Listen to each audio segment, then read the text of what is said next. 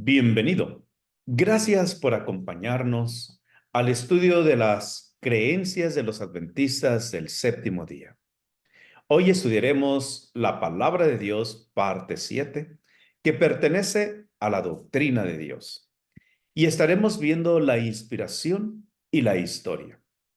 La aseveración bíblica de que toda la escritura es inspirada por Dios, provechosa y una guía autorizada para regir la vida en lo moral y en lo espiritual, según de Timoteo 3:15 y 16, no deja dudas en cuanto a la dirección divina en el proceso de selección, ya sea que la información fuera el resultado de la observación personal, del uso de fuentes orales o escritas, o de la revelación directa, le llegó al escritor a través de la dirección del Espíritu Santo. Esto garantiza el hecho de que la Biblia es digna de confianza. La Biblia revela el plan de Dios en su interacción dinámica con la raza humana, no en una colección de doctrinas abstractas. Su revelación propia se origina en hechos reales que ocurrieron en lugares y épocas definidas. Los sucesos de confianza de la historia son de extremada importancia porque forman un marco para que podamos comprender el carácter de Dios y su propósito para nosotros. Una comprensión exacta nos conduce a la vida eterna, pero una interpretación incorrecta conduce a la confusión y a la muerte. De ahí que es muy importante que nosotros, antes de empezar a estudiar la palabra de Dios, oremos, pidiendo que el Espíritu Santo sea quien nos guíe para que podamos entenderla y comprenderla. Porque una interpretación incorrecta conduce a la confusión y a la muerte. Dios ordenó a ciertos hombres que escribieran la historia de sus tratados con el pueblo de Israel.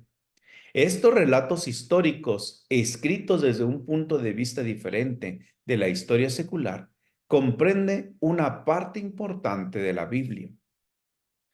Números capítulo 33, versículo 1 y 2 dice así: Estas son las jornadas de los hijos de Israel, que salieron de la tierra de Egipto, por sus ejércitos, bajo el mando de Moisés y Aarón. Moisés escribió sus salidas conforme a sus jornadas por mandato de Jehová. Estas, pues, son sus jornadas con arreglo a sus salidas. Aquí encontramos que se registró por escrito la salida del pueblo de Israel de Egipto. Josué capítulo 24, versículo 25 y 26 nos dice: Entonces Josué hizo pacto con el pueblo el mismo día y les dio estatutos y leyes en Siquem. Y escribió Josué estas palabras en el libro de la ley de Dios, y tomando una gran piedra la levantó allí debajo de la encina que estaba junto al santuario de Jehová. Ezequiel 24:2 dice: Hijo de hombre, escribe la fecha de este día. El rey de Babilonia puso sitio a Jerusalén este mismo día. Para que no quedara por ahí en alguna confusión, Dios pidió que se escribiera la fecha de ese día en que Babilonia puso sitio a Jerusalén, para que a la postre nosotros pudiéramos reconocer que las escrituras son precisas. Nos proporcionan una visión exacta y objetiva de la historia. Desde una perspectiva divina, el Espíritu Santo otorgó a los escritores información especial para que ellos pudieran registrar los sucesos en la controversia entre el bien y el mal que demuestran el carácter de Dios y guían a la gente en la búsqueda de su salvación. Los incidentes históricos son tipos o ejemplos y están escritos para amonestarnos a nosotros, a quienes han alcanzado los fines de los siglos. 1 Corintios 10:11. Pablo dice: porque las cosas que se escribieron antes para nuestra enseñanza se escribieron, a fin de que por la paciencia y la consolación de las escrituras tengamos esperanza. Romanos 15:4. La destrucción de Sodoma y Gomorra sirve como ejemplo o advertencia. Segunda de Pedro 2:6 dice, y si condenó por destrucción a las ciudades de Sodoma y de Gomorra, reduciéndolas a ceniza y poniéndolas de ejemplo a los que habían de vivir impíamente. Judas 7 nos presenta, como Sodoma y Gomorra, las ciudades vecinas, las cuales de la misma manera que aquellos, habiendo fornicado e ido en pos de vicios contra naturaleza, fueron puestas por ejemplo, sufriendo el castigo del fuego eterno. La experiencia de justificación de Abraham es un ejemplo para cada creyente. Romanos 4:1 al 5 nos presenta. ¿Qué pues diremos que halló a Abraham, nuestro padre, según la carne? Porque si Abraham fue justificado por las obras, tiene de qué gloriarse, pero no para con Dios. Porque, ¿qué dice la Escritura? Creyó a Abraham a Dios y le fue contado por justicia. Pero al que obra, no se le cuenta el salario como gracia, sino como deuda. Mas el que no obra, si no cree en aquel que justifica al impío, su fe le es contada por justicia. Santiago 2:14 nos menciona, hermanos míos, ¿de qué aprovechará si alguno dice que tiene fe y no tiene obras? ¿Podrá la fe salvarle?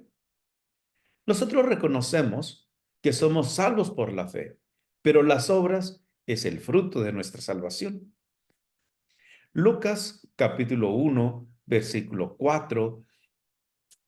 Lucas menciona que escribió su evangelio porque deseaba relatar la vida de Jesús, para que conozcáis bien la verdad de las cosas en las cuales ha sido instruido.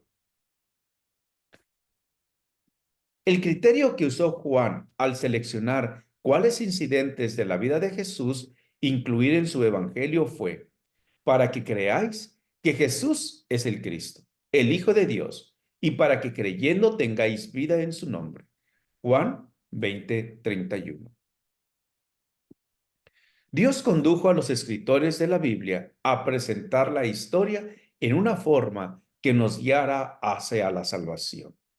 El propósito de las escrituras es que nosotros podamos ser salvos. Las biografías de los personajes bíblicos proveen otra evidencia de la inspiración divina. Esos registros trazan cuidadosamente tanto las debilidades como la fortaleza de sus caracteres. Cuidadosamente despliegan sus pecados, así como sus victorias. En ninguna forma se encubre la falta de fe o la falta de control propio de Noé o el engaño de Abraham. Se registran fielmente las ocasiones cuando Moisés, Pablo, Santiago y Juan perdieron la paciencia. La Biblia expone los fracasos del rey más sabio de Israel y las debilidades de los 12 patriarcas y de los 12 apóstoles. La Escritura no los justifica ni trata de disminuir su culpabilidad. Los describe a todos tales como fueron y expresa lo que llegaron a ser por la gracia de Dios o lo que podrían haber logrado por su intermedio. Sin la inspiración divina, ningún biógrafo podría escribir un análisis tan perceptivo.